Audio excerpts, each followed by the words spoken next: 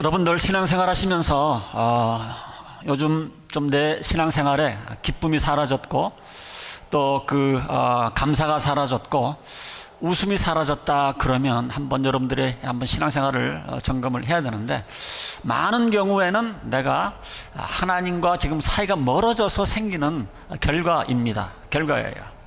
하나님은 생명이시고 빛이시고 사랑이기 때문에 하나님과 가까이 있으면 기쁨과 감사와 평안과 이런 것들이 우리가 신앙생활하면서 경험을 하게 되는 겁니다.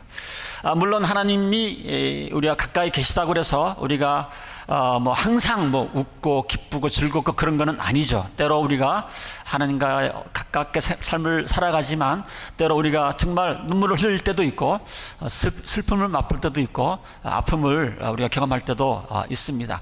그럼에도 불구하고 우리가 하나님과 함께 동행하는, 하나님과 우리가 가까이 삶을 살아가면 그럼에도 불구하고 잔잔한 그런 기쁨, 잔잔한 평안, 간잔한 그런 웃음이 우리들의 삶 가운데 떠나지 않게 되어 있어요. 그럼에도 불구하고 여러분들 지금 매일매일 웃음을 잃어버렸어요. 기쁨을 잃어버렸어요. 마음의 평안을 뺏겼어요. 여러분들 그렇다고 그런다면 지금 여러분들 영적으로 진단을 해보면 지금 하나님과 여러분들 사이가 멀어졌다고 보시면 됩니다. 자, 오늘 본문에 보면 그러한 것들을 우리가 배울 수 있는 그런 내용들이 나옵니다. 모세가 산에 올라가서 하나님과 40일을 독대를 하면서 하나님으로부터 여러 가지 계명을 받는데, 백성들은 이게 이제 늘 모세하고 같이 있다가 모세하고 지금 막 열흘이 떨어져서 20일, 30일 이렇게 떨어져 있는 기간이 늘어나니까 백성들이 불안했던 것 같아요. 충분히 이해할 수가 있습니다. 지금은 우리가 하나님의 말씀이 있고 지금은 성령 시대이기 때문에 우리가 불안할 때 기도하면 되지만 그 당시에는 그러지 못했기 때문에 지도자 모세가 없으니까 불안했던 것 같아요. 혹시 모세가 우리를 버리고 어디를 간 것은 아닌가? 어머니를 잃은 아이처럼 이스라엘 백성들이 불안감과 두려움에 쌓여 있었던 것 같습니다. 그래서 그 다음 부지도자인 아론에게 찾아가서 모세가 지금 없어졌으니까 당신이 우리의 지도자가 되어달라. 그런데 여호와 하나님은 언제든지 모세를 통해서 말씀을 하셨기 때문에 아론 가지고도 부족을 하니까 눈에 보이는 하나님을 만들어 달라, 이렇게 졸르는 것을 보게 됩니다. 그래서 32장 1절에 보면 백성은 모세가 산에 오랫동안 내려 알아지니까 아론에게 몰려가서 말했다. 일어나서 우리를 인도할 신을 만들어 주십시오. 우리를 이집트 땅에서 올라오게 한 모세라는 사람은 어떻게 되는지 모르니까. 근데 이때가 아론이 참 중심을 잘 잡아줘야 되는데 아론이 좀 부족했던 것 같습니다. 그래서 아론은 어떻게 했냐면 2절에 보니까 아론은 그들에게 말하였다. 자, 여러분의 아내와 아들, 딸들이 귀에 달고 있는 금고리를 빼서 나에게 가져오시오. 모든 백성이 저희 귀에 단 금고리들을 빼서 다 가져와서 아론에게 바칩니다. 그래서 그것을 다 녹여서 그 다음에 주조물에 넣어가지고 송아지 상을 만듭니다. 자, 그리고 이제 외치죠. 이스라엘아, 이 신이, 요 금송아지가 너희를 이집트 땅에서 이끌어낸 너희의 신이다. 참 이해가 안 되는 그런 일이죠. 어떻게 이렇게 금방 이렇게 이스라엘 백성들이 이렇게 엎치락뒤치락 하는가. 자, 그런데 말씀을 쭉 읽다 보면 아론은 여기 보면 완전히 하나님을 배신하고 우상을 숭배했던 건 아닌 것 같아요. 워낙 주위에서 이제 프레셔가 오니까 하나님은 안 보이시기 때문에 좀 믿음직하지 못한다는 것도 아론도 이렇게 느꼈는지, 그래서 아마 좀 자기 자신과 또 이스라엘 백성들에게 좀 도와주기 위해서 이렇게 신상을 만들어서 우리를 애굽에서 구출해내는 신이 바로 이거다, 이렇게 말한 것으로 보입니다. 자, 이 상황 속에서 아론이나 이스라엘 백성들이 또 하나님을 완전히 버린 것은 아니에요. 5절에 보면 이런 말씀이 있어요. 아론은 이것을 보고서 그 신상 앞에 제단을 쌓고 그 다음에 뭐라고 얘기를 하냐면 내일 주님의 절기를 지킵시다. 여기서 주님이라고 하는 것은 다른 이방신이 아니고 여호와 하나님을 가리키는 건데 내일 또 하나님을 예배하자, 이렇게 얘기를 합니다. 자, 동기는 어쨌든 간에 결과는 어떻게 됐습니까? 10계명, 좀 전에 이스라엘 백성들에게 준 그 두 번째 계명을 잊어버리는 그런 죄를 범하면서 우상 숭배를 하게 됩니다. 자, 그 다음에 6절에 보니까 이튿날 그들은 일찍 일어나서 번제를 올리고 화목제를 드렸다. 그 다음에 중요한데 백성은 앉아서 먹고 마시다가 일어나서 흥청거리며 뛰놀았다. 그러니까 제사를 드리고 그 다음에 앉아서 먹고 마시다가 그 다음에 흥청거리며 뛰어놀았다 그랬는데, 요거는 좀 더 해석을 하면 아주 좀 성적으로 문란한 데까지 이르는 그런 죄를, 제사를 드리고 예배를 드린 다음에 그렇게 했다라고 성경은 기록을 해주고 있습니다. 이걸 보고 하나님이 노하지 않을 수가 없죠. 노하지 않을 수가 없어요. 그래서 33장 1절 같은 데 보면 이렇게 말씀을 합니다. 주님께서 모세에게 말씀하셨다. 너는 가서 내가 이집트 땅에서 데리고 올라온 이 백성을 이끌고 여기를 떠나라. 지금 어떻게 보면 여기 지금 하나님께서 노하셔가지고 모세를 통해서 지금 이스라엘 백성들을 지금 몰아내는, 추방하는 그런 하나님께서 노를 바라십니다. 그러면서 2절에 뭐라고 그러시냐면, 이제는 내가 한 천사를 보낼 테니까, 이제는 내가 너희들하고 같이 하냐고, 이제 내가 천사만 보낼 테니까 천사의 인도함을 받아라. 언뜻 보면 좀 듣기는 괜찮은지 모르지만 아니에요. 엄청난 벌을 또 하나님께서 엄청나게 노하셔서 지금 이렇게 모세에게 이렇게 명령을 하고 있은 거예요. 지금까지는, 광야 생활 지금까지는 하나님께서 동행을 했지만, 이제부터는 내가 너희들 떠나고 이제 천사를 통해서 너희들 백성을 이끌도록 하겠다, 이렇게 지금 하나님이 노하신 거예요. 자, 그래서 오늘 이 말씀을 통해서 첫 번째로 우리가 배워야 되는 것은 뭐냐면, 우리도 마찬가지, 하나님을 섬기는 것 같기는 한데, 우리가 우상을 숭배하면 하나님께서는 노하신다라는 사실을 우리는 기억을 해야 됩니다. 아론이 좋은 예입니다. 아론은 여호와 하나님을 지금 버린다고 안 했어요.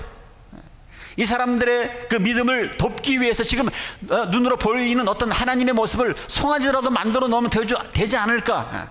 그렇지만 결과적으로는 하나님을 섬긴다고 하면서 우상을 섬긴 것이 되었고, 우상을 섬겼기 때문에 우상을 섬김으로 말미암아 부패가 찾아오는 것을 보게 됩니다. 그러니까 부패가 따라왔기 때문에 하나님께서 이스라엘 백성을 떠나신 이유가 거기에 있는 겁니다. 이거는 오늘날 우리들에게도 굉장히 필요한 말씀입니다.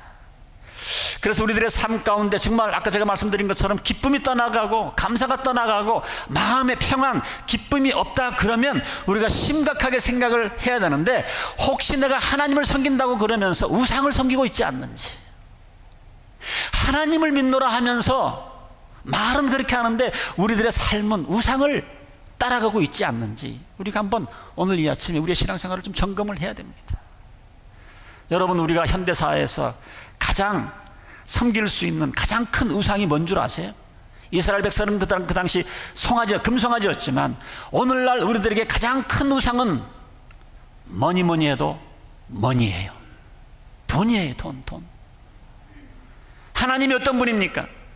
하나님은 우리가 쉽게 얘기해서 우리가 사랑하고 의지하는 분이 하나님인데, 세상 사람들이 뭐를 사랑하고 뭐를 의지합니까? 세상 사람들은 하나님 대신에 돈을 사랑하고 돈을 의지하는 거예요. 여러분, 요즘 계속 이상한 얘기 나오죠. 신문이나 뉴스에 보면 비트코인. 이게 아주 뭡니까?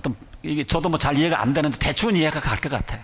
어떤 온라인 상에서만 뭐라 그럽니까? 온라인 가상화폐라고 생각하시면, 금도 아니고 지폐도 아니고 수표도 아니고 온라인 상에서 서로 주고받는 가상화폐입니다. 좀 리서치를 해보니까 2008년도에 일본의 한 프로그램에 의해서 개발했는데, 새로운 종류의 돈이라고 생각을 하면 되는데, 이게 지금 여기 아주 돈에 미친 사람들은 또 여기에 투자를 하려고, 이게 막 엄청 뛰니까. 근데 문제는 뭔가 하면, 우리가 하나님을 섬긴다고 하면서 사실은 우리 현대인들이 돈을 사랑하고 돈을 더 의지하는 그런 모습. 어떻게 하든지 돈만 된다 그러면 뭐든지 할 수 있는. 여러분, 이것이 바로 금송아지를 놓고서 여호와 하나님께 제사 지내는 그와 똑같다, 이 말입니다. 조심하셔야 돼요. 어떤 교회를 가보면 목사님 설교가 맨날 헌금이에요. 기도 가운데도 헌금, 설교 가운데도 헌금, 성경 공부 가운데도 헌금을 그렇게 강조를 해요. 교인들도 마찬가지. 왜 교회를 왜 나옵니까? 왜 새벽마다 제 돈을 쌓습니까? 어떤 분들은 막 금식을 합니다. 이게 자기의 신앙과 믿음 이루를 위해서 그렇게 하는 것이 아니고, 결국은 부자가 되려고 그렇게 기도에 힘쓰고, 그렇게 부자가 되려고 금식 기도하는 것. 이런 분들 우리는 주위에서 많이 봐요. 어떻게 하든지 물질적인 축복을 더 받으려고. 요즘 교회들도 모든 관심사가 뭡니까? 돈이에요, 돈. 큰 교회들은요, 이 돈 때문에 앞으로 이제 망하게 생겼어요. 제가 설명을 안 해도 여러분들 뉴스를 통해서 얼마나 많이 듣습니까? 교회의 모든 관심사가 돈이 되어버렸어요. 돈. 이제는 교회도 하나님보다도 돈이에요. 교회 지도자들도 하나님보다도 돈이에요. 지도자들을 닮은 평신도들도 하나님보다 돈입니다.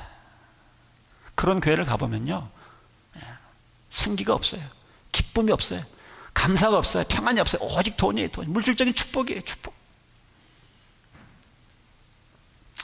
여러분들 그렇게 교회생활, 신앙생활, 가정생활 하면요, 거기에는 정말이에요, 하나님이 떠나가시기 때문에 거기에는 기쁨도 없고요, 평안도 없고 감사가 없게 되고 부패가 자리 잡게 되어 있어요.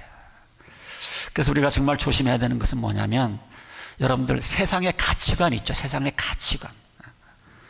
우리 영성에 보면 The pattern of this world 그랬어요. 이 세상이 추구하는 거, 거기 막 믿는 사람들도 그냥 덩달아 따라가면 안 됩니다. 그리고 점검할 줄 알아야 돼요. 이 세상의 가치관이 성경에서 말하는 그 신앙의 가치관과 다르면 그 쫓아가면 안 되죠. 쫓아가면 안 되죠. 야고보서 4절에 야고보 교사는 이렇게 말해요. 세상과 버탐이 하나님과 등지는 일임을 알지 못합니까? 누구든지 세상의 친구가 되려고 하는 사람은 하나님의 원수가 되는 것입니다. 좀 심한 말 같지만 우리가 여러분들 눈에 보이지 않는, 오늘 우리가 기도 7, 8일째도 보면 그런 데이빗 플랫 국제 선교에 담당하는 그 총재가 그런 얘기를 했어요. 우리가 전 세계에 나가서 복음을 전하고 온다고 하는 것은 여러분 영적인 전쟁 상태에 들어간다는 거예요. 선교사들뿐만이 아니고 우리 믿음의 사람들도 마찬가지예요. 우리가 지금 눈에 보이지 않게 이 세상과 믿음의 전투를 저도 하고 있고 여러분들도 하고 있어요.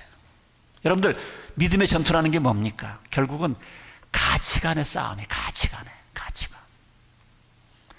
그렇기 때문에 이 세상의 가치관과 하나님의 가치관은 완전히 대결되어 있기 때문에 내가 세상을 쫓고 그 가치관을 쫓으면 내가 스스로를, 야고보서 기자에 일하면 나는 스스로 하나님과 계속 멀어지고, 나는 멀어질 정도가 아니라 하나님과 원수가 되는 거예요. 원수가. 그래서 사도 바울도 로마서 12장 2절에 여러분은 이 시대의 풍조를 본받지 말고 Do not follow the pattern of this world. 이 시대의 풍조를 본받지 말고 하나님의 선하시고 기뻐하시는 뜻이 무엇인지를 잘 발견해라. 그래서 우리가 신앙생활을 하면서 하나님 섬긴다고 하면서 세상 가치관에 젖어서 이상한 신을 섬길 수가 있어요. 저희 교회에는 그런 분들이 한 분도 없기를 바라지만 다른 교회를 가보면 정말이에요. 이런 분들 많아요. 하나님을 이용해서, 교회를 이용해서 물질적인 축복, 세상의 성공을 위한 도구로 사용하는, 하나님을 노하게 할 수 있는 그런 사람들이 많이 있습니다. 또 하나 세상의 가치관이 교회에 들어온 것 중에 하나가 권위주의입니다. 권위주의. 여러분들 세상에는 아주 계급입니다. 한국은 보니까 이게 눈에 보이지 않게 아주 부자들하고 가난한 사람들하고 이게 정말 차별되고 너무 심하더라고요. 너무 심해. 어느 아파트에 경비병이 자살을 했어요. 왜 그런가 봤더니 잘 사는 집 아줌마가 위에서 떡을 갖다가 집어 던진 거예요. 4층 5층에서. 사람 인격을 무시하고 떡을 줘도 그게 뭡니까? 개한테 주듯이. 자존심 상해가지고 목숨을 스스로 끊은 거예요.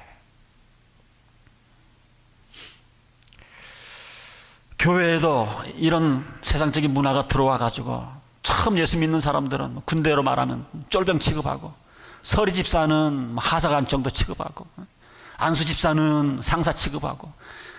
여러분들 교회가 이러면요 망조입니다. 망조. 이거는 세상적인 가치관이 교회에 들어온 거예요. 여러분, 성공주의도 마찬가지입니다. 성공주의. 무슨 수단을 쓰더라도 교회만 부흥하면 되지 않겠는가? 제가 가끔 말씀드리지만 저도 어떤 이게 좀 수단을 쓰면 사람들 몰리는 프로그램을 얼마든지 좀 도입을 할 수 있을 것 같은데, 기도하면 할수록 양심상 그게 아니에요. 결국은 이웃 교인들 뺏어오는 거고요. 이게 아닌 것 같아요. 그런데 우리 주위에 보면 어떠한 수단을 쓰더라도 교회만 부흥되면 되지 않는가? 여러분, 가정생활도 마찬가지. 자녀를 키우면서 성공적인 그런 그 주위에 젖어가지고요, 여러분들 정말 훌륭한 바른 자녀 키우고 신앙 있는 자녀를 키우는 게 목적입니까? 그러면 정말 감사해요. 그런데 아니잖아요. 좋은 대학 보내는 게 목표잖아요. 좋은 직장 갖게 하는 게 부모의 목표잖아요. 교회는 빠지고 기도 생활 안 하고 신앙 생활 안 해도 그거는 눈 감아주고 말이에요. 시험 볼 때 컨닝을 하든 말든 좋은 성적을 받아오면 박수 쳐주고 친구하고 양보하다가 좀 맞고 들어오면 속이 상해가지고요. 여러분, 이게 바로 하나님을 믿는다 그러면서 다른 신을 섬기는 거예요. 하나님을 조롱하면 안 됩니다. 우리 부모님들 다 바로 새겨 듣고 기억하셔야 돼요. 하나님을 믿는다 그러면서 지금 다른 신을 섬기는 거예요. 그러니까 신앙생활이 빡빡하고 기쁨이 없고 어딘지 얼굴 모습이 어색하고요. 감사가 없고 늘 불평이 있고. 세상은 물질로 사람을 판단합니다. 사람의 가치도 돈으로 결정을 해요. 우리 주위에 그런 사람 많죠. 저 사람 돈만 없으면 친구 한 사람도 없을 텐데 돈이 있으니까 사람들이 그 주위에 몰려가지고 자기가 똑똑한 줄 알고 이리 뛰고 저리 날뛰는 사람들이 많이 있어요. 여러분들 그런 사람들 부러워하시면 안 돼요. 돈이 있건 돈이 없건 내 주위에 같이 마음을 나눌 수 있는, 신앙을 나눌 수 있는, 믿음을 나눌 수 있는 그런 친구가 진정한 친구지. 여러분들 잘 생각해 보세요. 내가 좀 뭐 가진 게 있어서 사람들이 나를 이렇게 좋아하나? 내가 다 지금 가진 거 잃어버려도 사람들이 나를 좋아할까?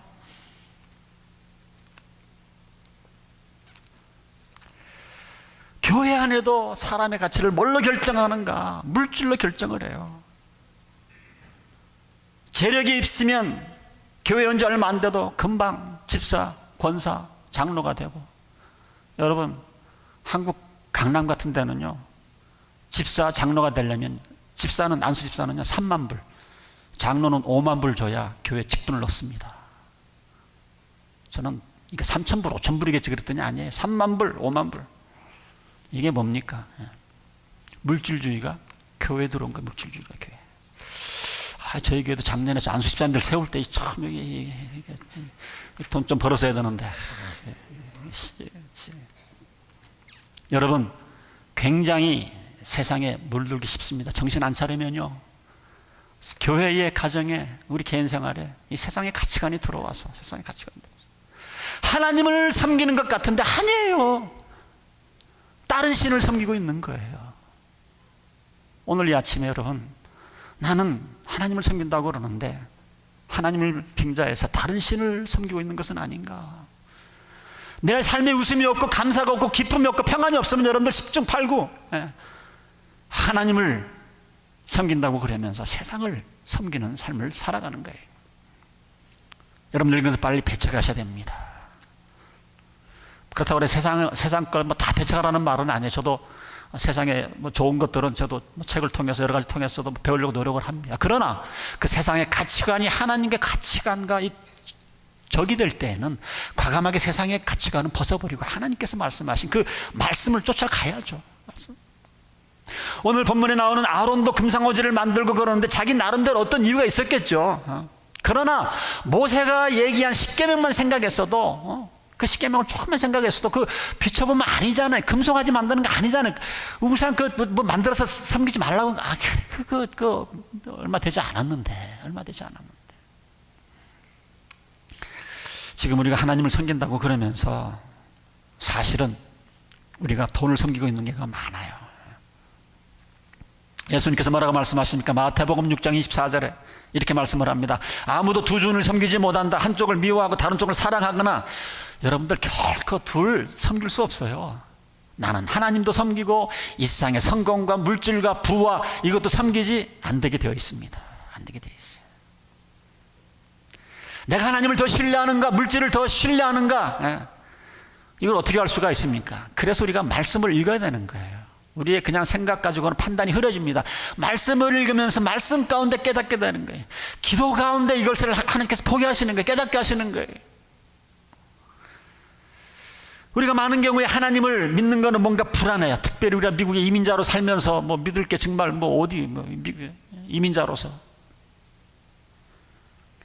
하나님을 믿는 것도 중요하지만 뭔가 불안한 것 같고, 그래서 예금에 뭔가 쌓아놓지 않으면 마음이 안 놓이는 그런 사람이 있죠. 뭐 저도 그래요. 저도 마찬가지로 사람이기 때문에. 그게 잘못됐다는 것이 아니라 그럴 때에 얼른 깨닫고 얼른 멈춰 서서 그 위험 수위를 넘어가지 않도록 이렇게 컨트롤하는 게 지혜이지 않겠어요? 우리는 사람이기 때문에 다 그런 물질의 유혹이 있습니다. 그래서 위험 수위를 넘어갈 것 같으면 그때는 단호하게 조치를 취하지 아니하면 여러분들은 하나님을 섬긴다 그러면서 이 세상의 물질을 추구하는 그런 이중적인, 하나님이 노여할 수밖에 없는 그런 신앙생활을 하고 있다는 사실을 여러분들이 기억해야 됩니다. 히브리서 13장 5절에는 이런 말씀이 있습니다. 돈을 사랑함이 없이 살아야 하고 지금 가진 것으로 만족해야 된다. 지금 가지로 만족해야 된다. 그러나 내가 지금 필요 이상으로 돈을 사랑하기 때문에 이러는 것은 아닌가 생각해야 되죠. 우리가 미국에 처음 와가지고 정말 옛날 우리 어른 세대들은 정말이에요. 50불 가지고 왔다 공항에, 500불 가지고 왔다, 200불 가지고 왔다, 이런 사람들이 있습니다. 그러니까 우리가 자리 잡기 위해서 어떤 분들은 주일날 할 수 없이 일하는 분들이 있었어요. 저는 충분히 이해를 합니다. 주일날 어쩔 수 없이 집값 내야 되고 페이먼트 해야 되니까 이해를 합니다. 그리고 계속 그러시지 않을 거라고 보고 하나님 그 가정을 축복해 주셔서 빨리 주일 이렇게 좀 하나님 앞에 나와서 예배 드리고 하루 좀 쉴 수 있도록 해주세요. 또 그렇게 해서 그렇게 하는 분들이 많이 있어요. 근데 문제는 뭐냐면 이제는 제가 볼 때는 충분히 먹고 살만해요. 이제는 주일날 하루 쉬어도 괜찮은데도 주일날 문을 안 닫아요. 주일날 돈 벌러 나가요. 남보다 꽤 경제적인 이유가 있음에도 불구하고 주일날 일해야 된다고 생각을 하면 여러분들 분명히 그거는 돈을 사랑하는 거예요. 더 핑계 대지 마세요. 하나님 말씀에 다 나와 있습니다. 그래서 우리가 하나님의 말씀을 참 오래 우리가 잘한 것 같아요. 정교히 성경 읽도록 해. 내년에도 우리가 모든 성도님들이 성경 읽도록 하기를 원하는데요. 여러분들 한번 생각을 해보세요. 일주일에 한 번 주일날 와서 성경 한 번 펼치고, 수요 예배 찬송하는 사람들은 수요일날 한 번 또 펼치고, 토요일날 오는 새벽기도 오는 사람 일주일에 한 3번 정도, 그리고 나머지 여러분들 수많은 시간을 어디다 투자를 합니까? 신문 보고, 스마트폰 보고, 영화 보고, 세상적인 가치관, 뉴스가 무슨 얘기예요? 전부 다 돈 얘기 아닙니까? 그렇게 떨어져 있는데 그것을 바꿀 수 있는 건 하나님 말씀인데, 우리가 하나님 말씀을 하루에 몇 장씩 읽지 않으면요, 세상적인 가치관으로 안 넘어가는 게 기적입니다. 넘어가게 되어 있어요. 그래서 우리가 말씀으로 밸런스를 맞추지 아니하면 자기도 모르게 그냥 하나님을 섬기는 것 같은데 아니에요. 우상을 섬기고 있는 거예요. 돈을 섬기고 있는 거예요. 물질을 섬기고 있는 거예요. 성공을 섬기고 있는 거예요. 그래서 여러분들 오늘 이 아침에 다시 한번 냉정하게 자기 자신을 잘 살펴보시길 바랍니다. 왜 내 삶 가운데, 우리 가정에, 내가 속한 공동체에 웃음이 없고 감사가 없고 기쁨이 없고 평안함이 없고 불안하고 짜증나고 이러한 이유가 뭡니까? 이게 적신호인데요. 내 삶이 왜 이렇게 부패해버렸는가? 내가 주일날은 안 빠지고 교회 나오지만, 밥 먹을 때 잠시 눈을 감고 기도는 하지만 내가 지금 하나님을 섬기는 것이 아니라 내가 우상을 섬겼고, 그래서 하나님이 이미 내 삶 가운데, 우리 가정 가운데 떠나버린 건 아닌가? 남 핑계 대지 마세요. 교회 핑계 대지 마세요.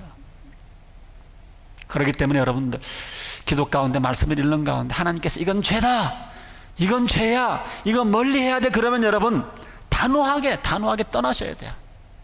오늘 제가 다 읽지는 않겠지만 아주 모세가 단호한 조치를 이스라엘 백성들에게 내립니다. 그래서 레위 족속에게 명령을 내려서 아주 말씀 순종하지 않은 그 이스라엘 백성들을 막 이 칼로 쳐 죽이는 그런 일들이 있어요. 성경이 어떻게 이렇게 잔혹한 일들을 기록해냈을까 그러지만 모세가 아주 단호한 조치를 지금 취한 거예요. 이러지 않으면 가나안 땅에 들어갈 수 없다라고 하는 그런 마음으로 단호하게 조치를 취한 겁니다.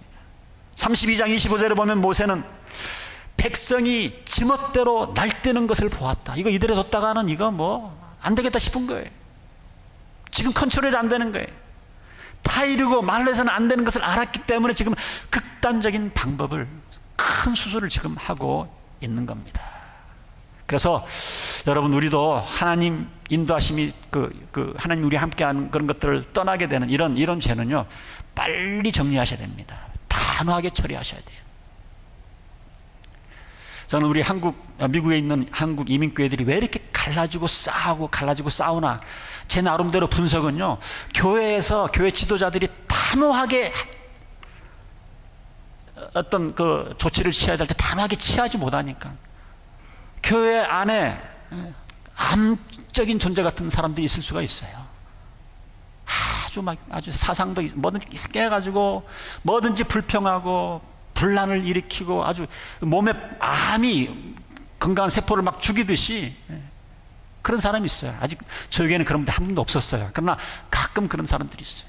근데 그런 사람들을 잘 컨트롤하지 못하니까 결국은 이민교회 목회가 한 사람이라도 더 그냥 해서 막 교회 부흥시키려고 이러다 보니까 그런 사람들을 그냥 가만 놔둔 거예요. 암적인 존재들 가만 놔두다 보니까 언젠가 이게 다 좋은 사람들 다 잡아먹는 거예요. 다 잡아먹는 거예요. 징계, 견책 이것을 하지 않았기 때문에 오늘 모세는 아주 단호하게 사람을 그냥 죽이면서까지, 왜냐하면 전체 공동체를 생각을 해야 되니까. 여러분, 하나님께서 우리들의 삶 가운데, 가정 가운데, 우리가 속한 공동체에 함께 하지 않으면요, 그건 다 껍데기잖아요. 껍데기. 겉은 화려한데 껍데기 신앙. 여러분들이 나 자신을 속이고 다른 이웃을 속일 수는 있지만 하나님은 못 속입니다. 하나님은 이미 여러분들의 삶을 떠난 지 오래됐는데, 하나님은 이미 여러분들의 가정을 떠난 지 오래됐는데, 내가 속한 공동체 떠난 지 오래됐는데 이미 껍데기인 것을 아는데 엄하게 다스리지 않아서 그런 거예요. 뭘 알아야죠. 그렇기 때문에 성경을 읽어야 되고 성경 공부에 참여하기 위해서 뭘 알아야지. 성경에 어긋날 때예요. 성경에 어긋날 때는. 근데 중세 시대에 보면 사실 좀 또 너무 징계를 또 잘못했어요.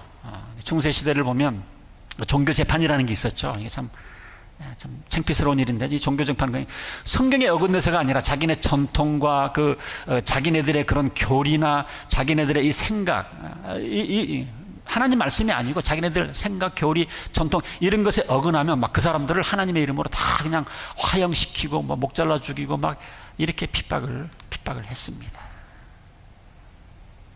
우리도 그래요. 성경에 보면 어떤 거는 꼭 해라 하는 것이 있고 어떤 것은 꼭 하지 말아라 하는 게 있어요. 그러나 그건 그렇게 많지가 않아요. 우리가 신앙생활 하면서 대부분 많은 것은 이 그레이 에리아, 이 회색지대입니다. 회색지대. 이건 이렇게 해도 되고 저렇게 할 수 있는 거예요. 지금 이제 내년에 28년도 교회 표어는 제가 그럴 수도 있지 한다고 제가 몇 번 말씀드렸는데, 걸어 놓을 거예요.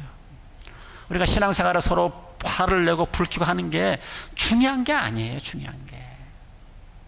교회가 갈라지고 나눠지는 게 중요한 것 때문에 갈라지고 나눠지는 거 저는 못 봤어요. 교리 때문이 아니에요. 전통 때문에 내 말을 안 들었다고. 그래서 삐져가지고 편갈라서 나가고 교회 세우고 그러는 거예요. 내 취향에서 어긋난다고.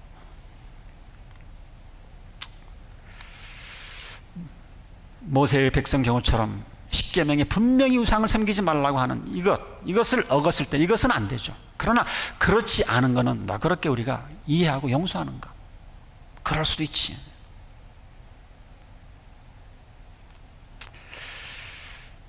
그러나 그렇지 않을 때 이건 누가 봐도 분명한 하나님의 뜻에 어긋나는 거는 분명히 우리가 견책을 하고 훈계를 하고 우리가 징계를 해야 됩니다.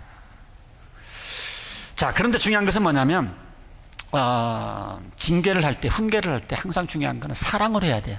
사랑이 없이 훈계하고 징계하면 그것은 악효과입니다. 악효과예요. 우리가 아이들을 키울 때도 아이들을 혼내킬 때, 화날 때, 막 스트레스 받을 때 애들 혼내키면 그거는 죄 짓는 거예요. 그러나 내가 우리 자녀를 사랑하는 마음으로 훈계하고 징계하는 괜찮은데, 오늘 모세가 그랬어요. 32장 32절에 보면 이렇게 얘기를 합니다. 모세가 이제 하나님께서 그들의 죄를 용서하여 주세요. 그렇게 하지 않으려면 하나님께서 주님께서 거룩하신 책에서 제 이름을 빼주세요. 그러니까 뭐예요? 모세는 이스라엘 백성들을 강하게 징계를 했지만 이스라엘 백성들이 사랑하는 마음이 있는 거예요. 사랑하는 마음. 지금 모세는 뭔가 하면 우리 백성을 용서해 주세요. 차라리 나를 지옥에 보내세요. 차라리 나를 지옥에 보내세요. 그 대신 우리 백성을 구원해 주세요. 이런 이스라엘 백성들을 사랑하는 마음으로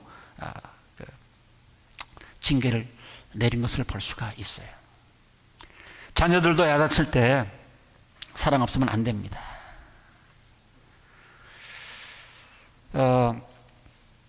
제가 저는 참 감사하게 우리 새 아이를 키우기 전에 한 13주 프로그램, 자녀를 어떻게 잘 키울 수 있나, 그 프로그램을 제가 13주 동안 2시간씩 가서 그래서 그 세미나에 참석했던 게 새 자녀를 키우는데 많은 도움이 됐어요. 그 중에 하나가 이 타임아웃이라는 것을 제가 배웠어요. 타임아웃. 어떤 부모들은 보면 좋을 때는 너무 좋은데 또 안 좋을 때는 보면 막 너무 또 애를 잡아야 죠. 그 중간이 뭐냐면 타임아웃이에요. 애가 가르쳐주고 워닝을 하는 거예요. 너 저쪽 구석에 가서 너 이거 잘못했으니까 거기 좀 5분간 서 있어. 10분간 서 있어. 타임아웃. 그 몇 번에서 안 되면 그때는 이제 혼내키기도 할 수 있지만 그 중간을 잘 하셔야 돼요. 저희 교회도 제가 이제 교육자 자녀들만 있기 때문에 또 교인들 자녀들이 있으면 또 삐질까봐 얘기를 못 하는데 너무 막 놔둬도 안 되고 또 너무 잡아도 안 돼요. 그 중간 우리가 잘 훈계를 해야 됩니다. 어떤 부모들은 보니까 자녀들이 엄마를 막 때려요. 근데 그렇게 가만 놔둬. 애가 씩씩하게 자라야 된다 그러면서. 그거 씩씩하게 자라는 거 아니에요. 그러다가 여러분들 아이들이 티네이저 가면 진짜 엄마들 가운데 한국에는요, 티네이저 아이들이 엄마를 때리는 경우가 무수히 많아요. 어려울 때 말씀으로 훈육하고 징계하고 하지 않으면요, 아이들 버리는 겁니다. 버리는 거예요. 지금 우리 주위에도 보면 어떤 막 시스템에 매이는 거 싫어하고요. 또 교회의 어떤 절차, 이런 거 순서, 이런 거 힘들어하고. 이런 분들이 어렸을 때부터 이게 교육을 못 받아서 그런 거예요. 어렸을 때부터 순종하는 것을 안 배워가지고 나중에 남의 말을 듣는 거니 굴욕적으로 보이는 거예요. 남의 말 죽어도 안 들어요. 누가 이 말 하면 또 꼭 반대를 하는 사람이 있어요. 이게 어렸을 때 교육을 잘못 받은 거예요. 잘못 받은 거예요. 어릴 적에 순종을 못 배워서. 그래서 여러분들 죄는 단호하게 처리해야 되고 어릴 때에 우리가 잘 가르쳐야 됩니다. 그리고 마지막으로 오늘 말씀을 보면 리더는 저도 리더고 우리 교회 사역자들, 성경 지도자들, 우리 구역장님들, 하여튼 교회 사역하신 모든 리더들은요, 우리가 사역을 위해서 하나님이 부르신 것도 있지만 오늘 우리가 읽은 본문의 말씀은 뭐냐면 결국 하나님의 사역자들은, 교역자들은, 리더들은 순종해야 된다는 거죠. 기도해야 된다는 겁니다. 기도. 자, 모세의 위대한 점이 뭔가? 오늘 사실 모세가 이스라엘 백성을 위해서 중보기도하는 내용이에요. 오늘 우리가 읽은 본문이에요. 32장 10절 제가 다시 한번 읽어드리면, 이제 너는 말리지 말아라. 내가 노하였다. 내가 그들을 쳐서 완전히 없애버리겠다. 그러면서 그러나 너는 내가 큰 민족으로 만들어주겠다. 이제는 아브라함을 통해서 이스라엘을 시작을 했는데 이제는 그거 다 없애버리고 이제 모세 너를 통해서 내가 다시 시작하겠다. 하나님은 굉장히 노하신 거죠. 이걸 듣고 모세가 그러시면 안 됩니다. 하나님. 그러면서 그러시지 말라고 하나님께 민족을 위해서 탄원하는 기도가 오늘 우리가 읽은 본문 말씀입니다. 본문 말씀이에요. 우리가 교회에서 보면요, 저는 목회자로서 참 안타까운 게 우리 교육자들이나 우리 집사님들도 마찬가지겠지만 좀 교인들을 도와주고 싶은데 돕지 못할 때가 참 마음이 아파요. 우리 성도님들 가운데 경제적으로 힘들어 하시는 분들, 근데 우리가 한계가 있잖아요. 우리가 어떻게 경제적으로 도와줍니까? 몸이 아파서 중병에 걸린 분들, 내가 의사면 좀 도와주고 또 병원비가 많이 들어가면 좀 내가 도와주고 싶지만 우리가 그렇게 할 수 있는 분이 몇 분이나 되겠어요? 우리 주위에는 정말 이혼 직전에 간 부부들이 있어요. 늘 이혼만 생각하는 그런 부부들, 우리가 어떻게 도와주겠습니까? 우리가 전문 상담가도 아니고. 우리 주위에 보면 하나님을 조롱하고 교회를 조롱하고 그러면서 세상 낙 즐기면서 살아가는 그런 사람들이 있어요. 그런 사람들에게 우리가 어떻게 가서 전도를 하겠습니까? 그런 한 가지 방법이 있는데 그게 뭐냐면 기도입니다. 기도. 우리가 할 수 있는 일들이 너무나 많아요. 저도 목회자지만 여러분들 도울 수 있는 게 한계가 있어요. 그런데 한계가 없는 게 있는데 그것이 뭐냐면 기도입니다. 기도. 그래서 이건 저뿐만이 아니고 우리 모든 사역자들, 일꾼들은요, 우리 집사님들을 포함해서 모든 일꾼들은 사역을 위해서 하나님이 불러주셨지만 내가 할 수 없는 것은 이제 기도하라고 하나님께서 불러주셨다는 사실을 우리가 우리가 깨달아야 합니다. 기도 안 하시는 분들 가만 보면 왜 기도를 안 하나 보니까 하나님이 다 프로그램 해가지고 다 했는데 뭐 기도한다고 그게 바뀌어지겠나? 우리의 운명이 바뀌어지겠나? 그러시는 분들이 있어요. 너무 하나님의 능력과 섭리를 강조하다 보니까 그런 분들이 있는데, 아니에요. 우리가 기도하면요, 우리의 운명도 바꿀 수가 있어요. 기도의 힘이 그렇게 놀랍습니다. 오늘 모세의 기도가 그 기도 아닙니까? 하나님께서 이제 이스라엘 백성 멸하겠다. 내가 이제 모세 너부터 다시 새로운 민족을 만들겠다. 이렇게 얘기를 할 때에 모세가 하나님 앞에 탄원을 합니다. 기도를 합니다. 중보 기도를 합니다. 그랬더니 14절에 결과가 나옵니다. 모세가 이렇게 간구하니까 하나님께서는 뜻을 돌이키셔서 주님의 백성에게 내리시겠다고 하던 그 재앙을 거두셨다. 여기서 뜻을 돌이켰다 그랬어요. 뜻을 돌이켰다. 이거 다른 말로 회개했다. 이게 방향을 바꿨다라는 얘기죠. 하나님이 회개했는데 하나님께서 이스라엘 백성들을 벌하려고 하는 그것을 바꾼 겁니다. 하나님은 이스라엘 백성을 멸망시키려고 버리려고 했는데 하나님은 뜻을 바꾸어서 이스라엘 백성들의 운명을 바꿔놓은 것. 어떻게 이게 가능했습니까? 모세의 중보 기도를 통해서 이게 가능한 겁니다. 가능했던 거예요. 하나님 이렇게 되면, 하나님께서 이렇게 이스라엘 백성을 멸하시게 되면 다른 민족들에게 어떻게 하나님을 소개하고 어떻게 그럴 수가 있겠냐 하는 거죠.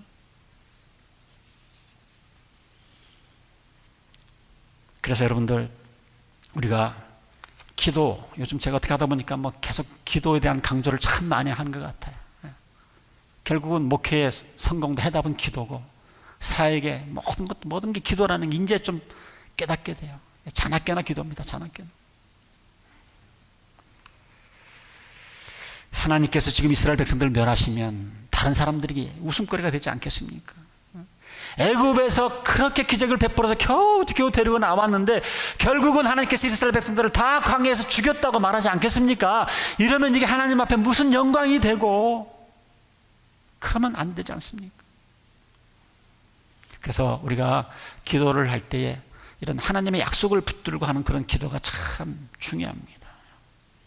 예를 들어서 어떤 분이 우리 주위에서 신앙생활을 잘하고 또 잘하려고 애쓰시는 분이 있는데, 그런데 어떻게 좀 어려움을 겪고 있어요. 그리고 이 어려움을 처한 사람을 여러분들이, 지금은 어렵지만 여러분들의 기도를 통해, 중보 기도를 통해서 그 사람의 운명을 여러분들 바꿔줄 수가 있어요. 어떻게 이렇게 기도할 수가 있겠어요? 오늘 모세가 하는 것처럼요. 하나님의 영광을 위해서 기도하는 거예요. 하나님, 이 사람 지금 예수 막 믿으려고 그러고 정말 그러는데 하나님께서 그 사업 망하게 하시면 하나님 어디 있냐고 그렇게 반문하지 않겠습니까? 그렇게 하나님 약속 붙들고 기도하는 거예요. 이게 바로 약속을 붙들면서 기도하는 거예요. 그냥 매달리는 것이 아니라 하나님의 영광. 그래서 그러기 위해서는 내가 먼저 하나님의 영광을 위해서 살고, 그 사람이 하나님의 영광을 위해서 살고, 아니면 일단 회개하고 돌아서는 그런 작업이 많이 필요합니다. 사랑하는 성도 여러분, 이제 말씀을 맺기를 원합니다. 여러분들이 좀 장성한 자녀를 둔 부모라고 한번 생각을 한번 해보십시다. 형이 있고 동생이 있는데 동생이 아주 그냥 옆으로 곁나가요. 아버지가 보면서 안 되겠다, 이 녀석 혼을 내든지 집을 내쫓아야 되겠다. 그럴 때에 큰아들이 아버지한테 찾아가서 이런 얘기를 합니다. 아버지, 둘째 아들이 못 쓸 짓을 하긴 했어요. 그런데 아버지 이렇게 자꾸 노하시고 이러면 건강도 안 좋아하는데 혈압도 높으신데 이러다가 아버지 쓰러지면 어떻게 됩니까? 내가 야단칠 테니까, 내가 얘 버릇 고쳐놓을 테니까 아버지 저한테 맡기세요. 이러고 동생이 집을 나가면 주위 사람들이 뭐라고 그러겠어요? 아버님 조금만 참으시고 제가 혼내겠습니다. 아버님 좀 참으세요. 자, 이러면 여러분들이 그 두 아들의 아버지라고 하면 그 기분이 어떻겠어요? 근데 이 마음이 누구한테 왔을까요? 저는 이 마음이 하나님께서 주신 마음이라고 저는 생각을 합니다. 하나님께서 주신 마음. 멸망할 사람을 위해서 우리가 기도해서 멸망이 축복으로 바뀌고, 역경에 있는 사람을 위해서 기도할 때 그 삶이 순탄해지고, 실패 가운데 있는 사람을 위해서 기도했는데 그것이 성공으로 바뀌고, 이것이 바로 우리가 하나님의 영광과 약속을 붙잡고 기도해서 얻는 그런 축복입니다. 여러분, 오늘 우리가 함께 나눈 말씀을 잘 생각하시고, 내 마음속에 지금 기쁨을 잃어버렸다, 평안을 잃어버렸다, 감사를 잃어버렸다.